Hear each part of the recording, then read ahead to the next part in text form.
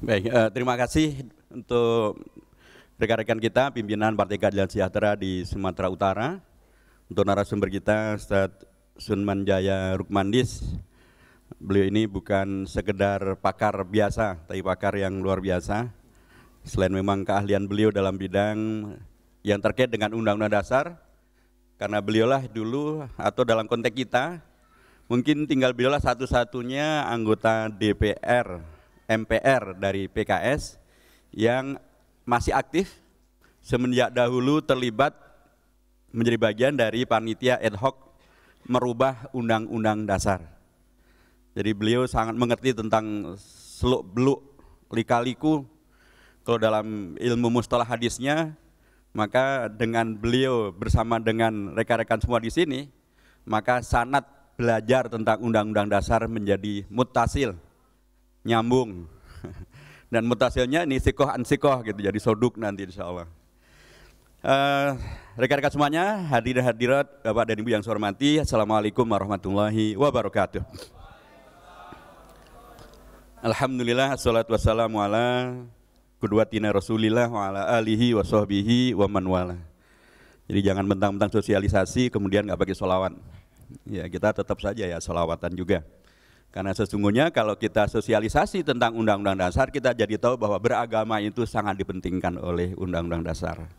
Karenanya kalau orang mengatakan Indonesia ini adalah negara sekuler, itu pasti salah.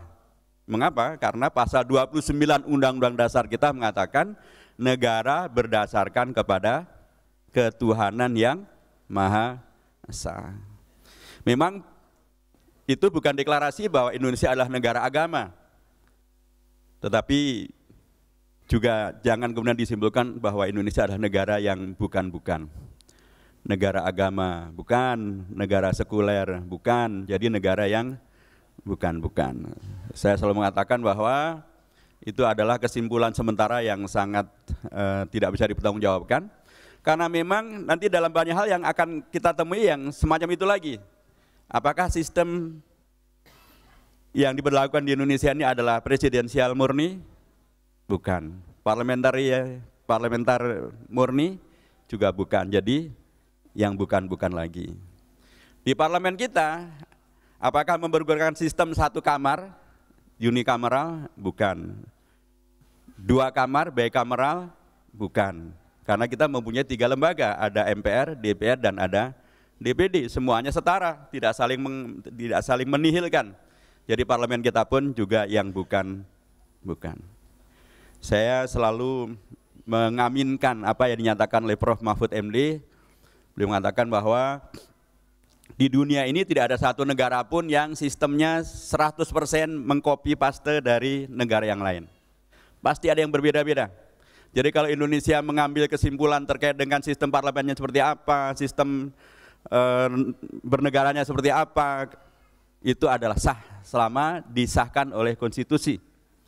Jadi karenanya kalau mengacu kepada logika tadi, maka Indonesia kita adalah negara yang bukan-bukan. Inilah negara yang unik. Dan itu sah selama dibenarkan oleh konstitusi, oleh Undang-Undang Dasar, disepakati oleh rakyat, dia menjadi sah. Itulah karenanya kami MPR menyambut baik apa yang diundangkan atau yang suratnya dilayangkan kepada kami di MPR dari pimpinan Partai Keadilan Sejahtera di Sumatera Utara untuk menyelenggarakan sosialisasi tentang Pancasila, Undang-Undang Dasar Negara Republik Indonesia tahun 1945, dan tentang Bhinneka Tunggal Ika dan tentang NKRI. Mengapa demikian? Selain karena memang ini adalah bagian dari tugas dari MPR.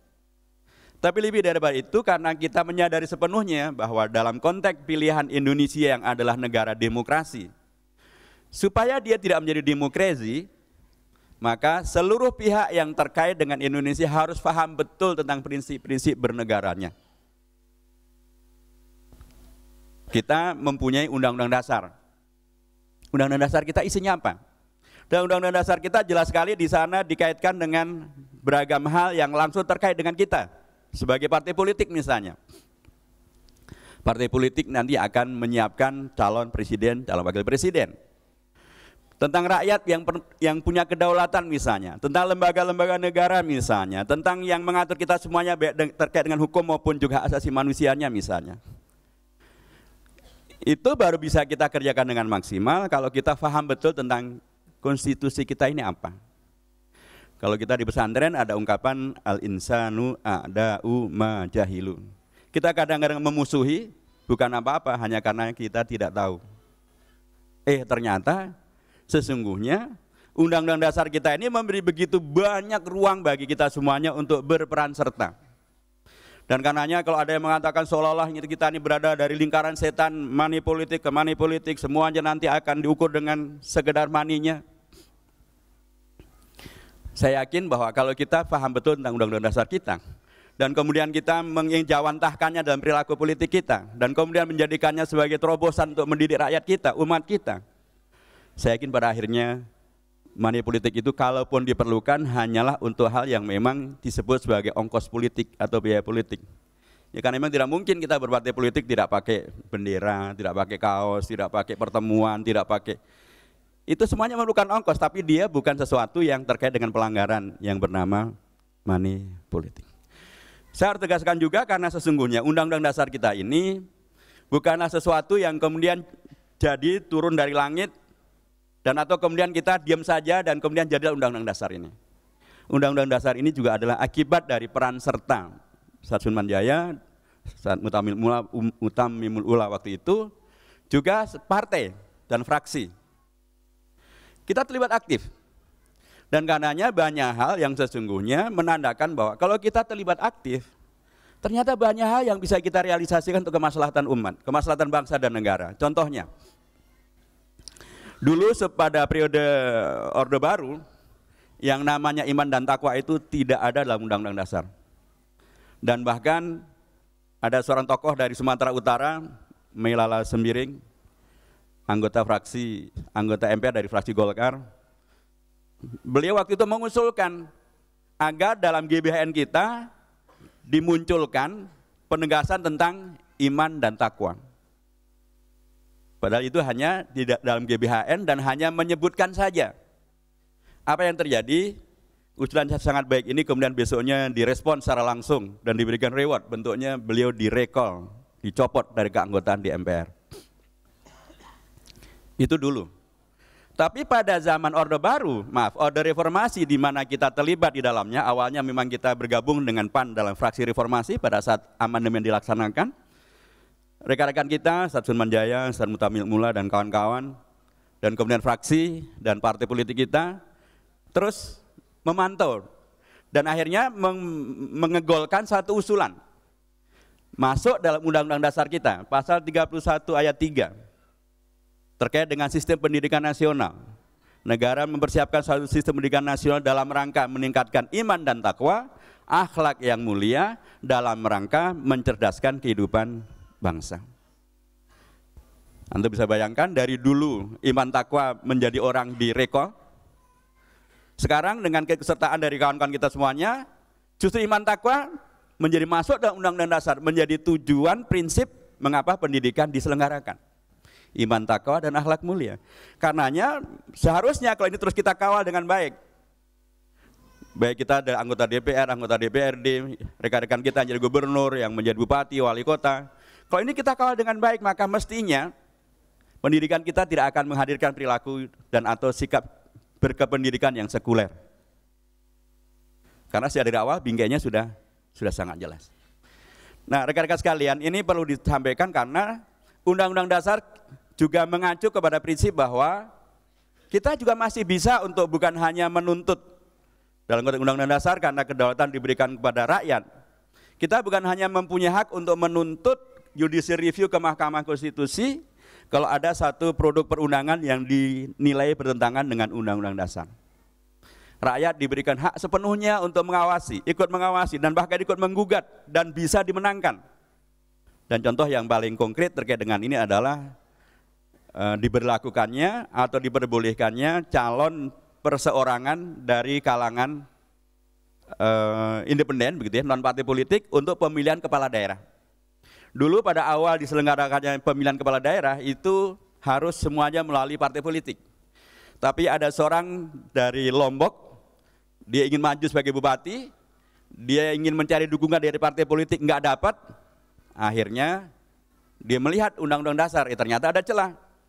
Yaitu dalam undang-undang dasar ditegaskan bahwa berbeda antara pemilihan presiden dan pemilihan kepala daerah. Kalau pemilihan presiden memang langsung diajukan oleh partai politik maupun gabungan dari partai politik, tapi kalau kepala daerah pemilihannya ada secara demokratis. Tidak ada ketentuan harus dari partai politik. Nah, celah ini dia pakai dan dia bawa ke Jakarta, dimajukan judicial review ke Mahkamah Konstitusi, dan dia dimenangkan oleh Mahkamah Konstitusi, mengalahkan pemerintah, mengalahkan DPR.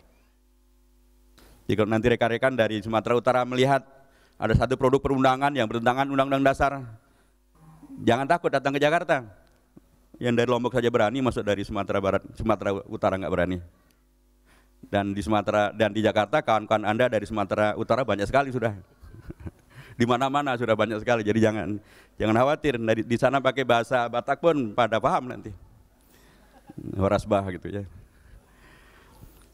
Jadi itu satu gambaran bahwa Undang-Undang Dasar kita sesungguhnya memberi ruang yang begitu luar biasa bagi semua warga bangsa, termasuk kita semuanya, untuk terlibat secara aktif mengkoreksi bila ada perjalanan kehidupan yang tidak sesuai. Dan konteks inilah juga kemudian keberadaan kita semuanya baik dalam konteks di DPR maupun dalam konteks di partai maupun dalam konteks di MPR, di kepemimpinan MPR juga menjadi sangat penting. Karena Undang-Undang Dasar ini masih sangat mungkin untuk diamandemen, sangat mungkin untuk dirubah, karena memang pasal 37 ayat 1 membuka untuk kemungkinan terjadinya perubahan terhadap Undang-Undang Dasar di pasal apapun. Dan banyak pihak yang ingin melakukan banyak perubahan karena banyak pihak yang tidak nyaman masuknya beragam ketentuan yang kemudian menghadirkan pemberdayaan bagi masyarakat, termasuk dari sisi agama. Ada pengadilan agama di sana, ada hak asasi manusia yang merujuk kepada nilai agama, ada terkait dengan penegasan tentang tadi sistem pendidikan nasional. Termasuk ada yang kemarin sempat memprogramkan untuk mencabut TAP MPRS nomor 25 tahun 1966 tentang pelarangan PKI. Nah, kalau kita kemudian tidak mengerti dan membiarkan semuanya terserah deh, apapun yang terjadi, terjadilah, sangat mungkin ternyata beragam hal yang tadi saya sebutkan, TAP MPRS tentang pelarangan PKI akan dicabut, dan kemudian beragam hal yang terkait dengan akhlak, iman, takwa, agama juga akan dicabut. Nah, kalau kita mempunyai pimpinan di situ, kita mempunyai rekan-rekan yang aktif di sana, insya Allah kita akan tetap bisa mengawal agar jangan sampai kemaslahatan bangsa dan kemaslahatan umat itu dicoreng, dicederai dengan PKI dimunculkan kembali, agama tidak dipentingkan, hanya gara-gara kita tidak aware, kita tidak mempunyai kewaspadaan di sana. Nah, karenanya sekali lagi mensosialisasikan beragam hal terkait dengan relasi antara warga bangsa, partai politik, dan kita semuanya untuk menghidupi Undang-Undang Dasar dalam konteks yang ada sekarang, menurut saya memang menjadi amat sangat dipentingkan. Terakhir, Bapak dan Ibu sekalian, nanti mungkin akan lanjuti dengan tanya jawab, tapi yang jelas ada Ustadz Sunman yang akan menyampaikan prasarannya, karena ya ini tadi agak ada sedikit konslet begitu ya. Saya dari Manado, dari Sulawesi Utara, kita pikir saya bisa langsung direct ke sini, tapi ternyata ada sedikit keterlambatan lah, barangkali 5 menit. Tapi kemudian kan pesawat ini tidak seperti angkot gitu ya, yang bisa diminta berhenti kapanpun. Jadi mereka akhirnya berangkat. Sehingga saya harus penerbangan berikutnya ya tadi baru nyampe. Sementara ini nanti setelah ini jam 16.40 pesawat sudah harus berangkat lagi ke Pekanbaru. Dari Medan ke Kuala Namu ternyata kita belum punya pesawat. Jadi akibatnya ya masih harus pakai jalan darat, dan mudah-mudahan nanti tidak macet. Jadi karenanya mungkin tadi panitia sudah mengingatkan Ustaz, paling lama maksimal jam 15:15 kita sudah harus jalan dari sini. Ustaz Sunman, saya persilahkan. Sekali lagi saya ingin menegaskan bahwa dalam konteks MPR memang